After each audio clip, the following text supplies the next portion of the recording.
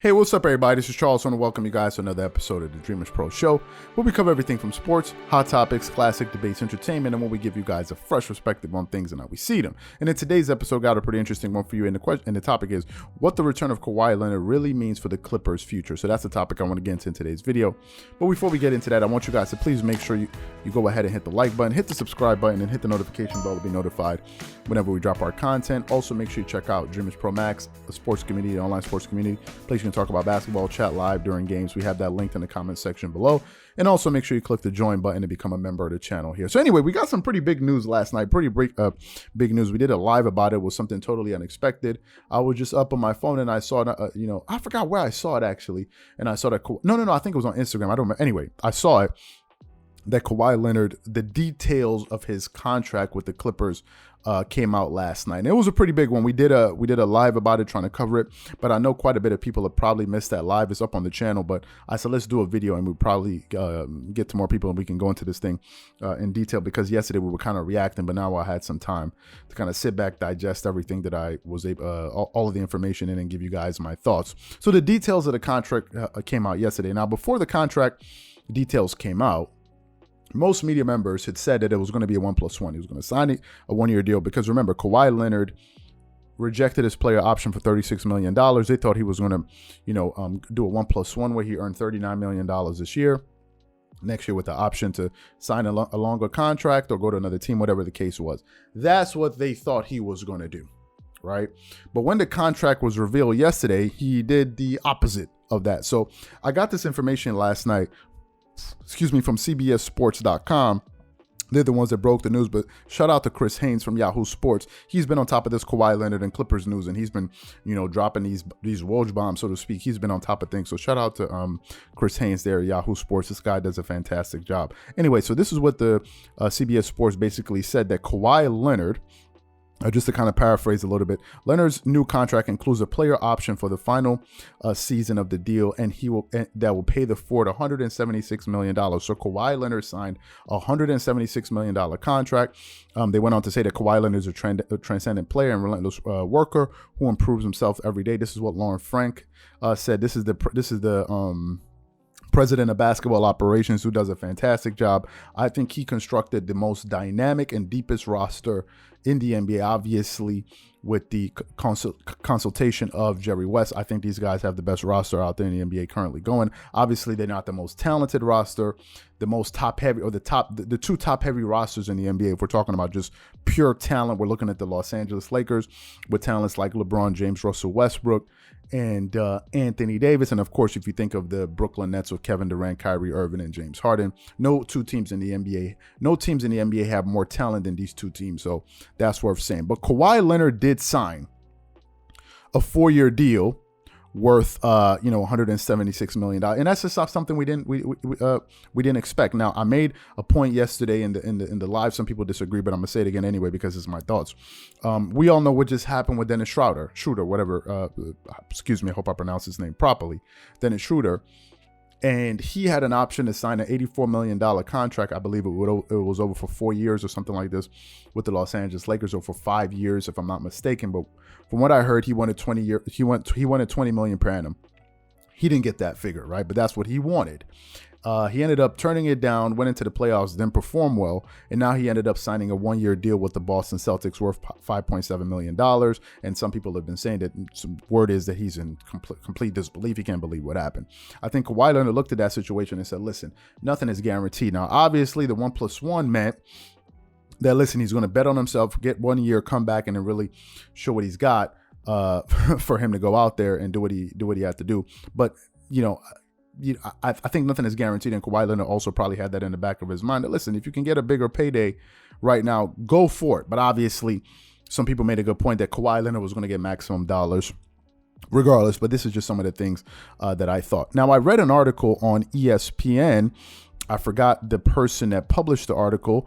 Actually, I could probably pull it up right here. But this guy did a fantastic job. He wrote a very wonderful piece by Kevin Pelton. Right, Kevin Pelton is the senior writer at ESPN, and he wrote a very, very good article. He said some things that that made a lot of sense. So you guys can go on there and check it out. And he really laid out the details for what this contract really means. But basically what he says is that since Kawhi Leonard has played just 2 years for the Clippers, he was not eligible to sign a full 5-year contract. Instead, he re-signed for 4 years, the longest possible deal this summer. The final season, 2023-2024, will be a player option. That aligns Kawhi Leonard and his contract with teammate Paul George, who signed a 4-year extension last fall because he could not increase his salary by waiting for free agency. A 4-year deal also gives Kawhi Leonard the option to extend his contract as soon as the summer of 2023, when he could add an extra 3 seasons along the lines of the extension of Kevin Durant. Along the lines of extension Kevin Durant signed with the Brooklyn Nets earlier this summer. For the Clippers, which option Kawhi Leonard chose surely wasn't important as making sure he was happy with the organization and his deal. No matter what, the Clippers were going to pay Kawhi Leonard, the money that he required. And they also spoke about some other things that I'm going to get to here. It's a really good article. I suggest you guys go out there and read it if you have an opportunity to do so, because I think it's quite enlightening. So let's continue on. So I think this is a huge deal for the Clippers, being able to sign Kawhi Leonard, because let's just face it, he's one of the top 3 players in the NBA, right? Despite what some people think. And I heard Stephen A. Smith say, so, well, then again, listen, y'all know what I think about Stephen A. Smith, and he was on TV dropping his gems yesterday, or maybe his rhinestones or his pebbles or whatever the hell you want to call it. He was on there talking about, talking about the Lakers and Anthony Davis. It's one of the top 5 players in the NBA. When did that happen? When did Anthony Davis become one of the top 5 players in the NBA? So hold on, help me understand. You have Kevin Durant, Kawhi Leonard, LeBron James, Stephen Curry, Giannis. How the hell does Anthony Davis get in the top 5? I wouldn't even put him ahead of James Harden, to be quite honest with you. So I don't understand what the heck he was talking about there. But Stephen A. Smith was one of the people that said he would be a little bit, trepidatious of signing Kawhi Leonard long term. I thought it was an idiotic statement to make, and obviously the Clippers organization thought it was a very stupid notion. Hence the reason nobody listened to Stephen A. Smith when he put out that proposition. The fact of the matter is this: Kawhi Leonard is one of the top 3 players in the world. One of the top 3 players in the world. He led the playoffs in PER. He was the number 1 player in the NBA in playoffs in PER. He shot the highest percentage of any player attempting over 19 shots per game. He shot 57.3% from the field. He shot 39.5% from the 3, 88% from the free throw line. Got you 7.7 rebounds, I think 5 or 6 assists per game, and 2.1 steals or something like that. You just don't go out there and find those type of numbers somewhere else. So I just thought it was completely idiotic for anyone to suggest that the Clippers should move on from Kawhi Leonard. It makes no sense. You don't find those type of numbers out there. I think Kawhi Leonard was certainly the best player in the playoffs in the Western Conference. Him and Kevin Durant were the 2 best players in the NBA playoffs. So for you to go out there and suggest that they need to move on from a player like that shows the reason why this guy is not a businessman, that he works for ESPN, because no businessman would jeopardize the future of their organization for some stupid reason like, oh, well, I don't know, maybe he's not the right culture or whatever it is. But some people tend to buy into that. Listen, the Clippers had to get Kawhi Leonard back. Right? They had to get Kawhi Leonard back. And the fact of the matter is this: the Clippers have gone further with him than they ever have in their history. Now, Kawhi Leonard got injured in Game 4 against the Utah Jazz in the second round, but that's not his fault. The Clippers made it to a Western Conference Final, something they had never done before. And I think that's a big deal for them.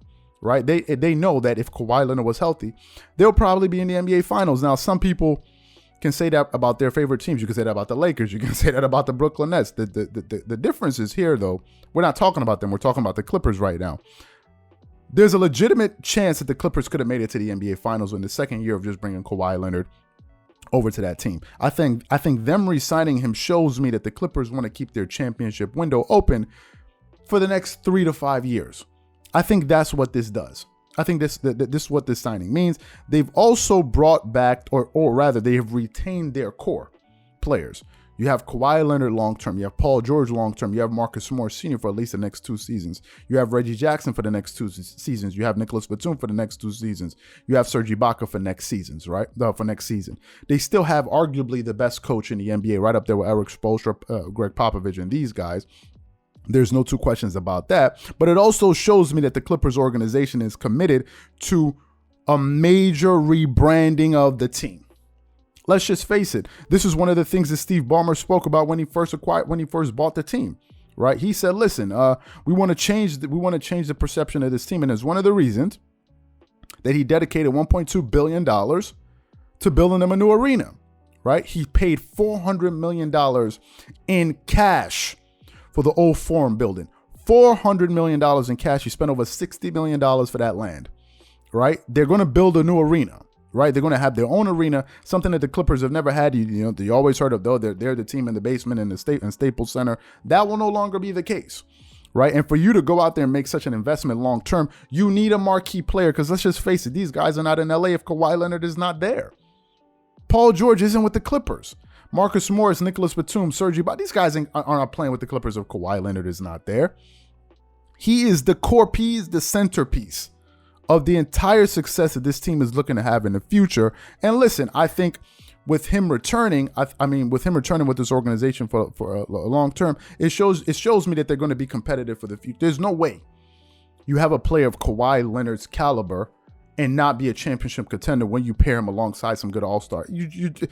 When they say whenever you have LeBron James, you're title contenders, it's the same exact thing with Kawhi Leonard and Kevin Durant. They're that good.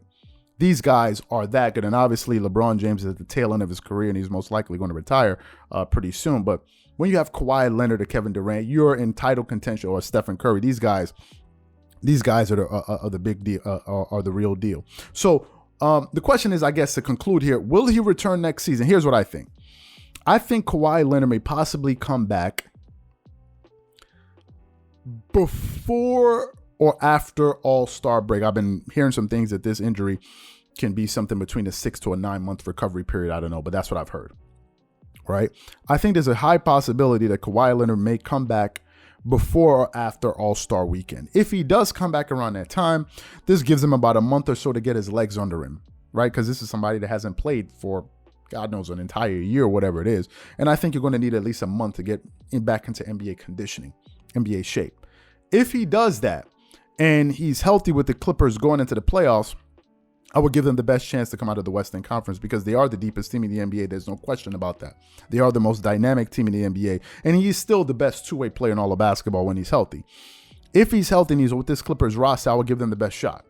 I would in the Western Conference. This is just me, right? This is just me. I think the fact that the Clippers were able to eliminate the Utah Jazz without their best player shows you just what that team is all about, what their mental capacity is all about, and what Tyronn Lue is all about. Right, and the type of team that they put together. So you bring Kawhi Leonard back, their best player, I think they have a shot. So if he comes back and he's healthy next year, I'm picking the Clippers. So, these are my thoughts on this. Now, some people may feel like, listen, you're a little bit too optimistic, but these are my thoughts. So what I want to know from you guys is, what are your thoughts on Kawhi Leonard re-signing with the Clippers long term? What are your thoughts on some of the things that I said? Whatever you guys think, please leave your thoughts and comments in the comment section below. Again, if you enjoyed the video, be sure to make sure you go ahead and hit the like button, hit the subscribe button, and hit the notification bell to be notified whenever we drop our content. Once again, this is Charles here from Dreamerspro. Wishing you guys an amazing day and catch you guys on the next episode. Peace.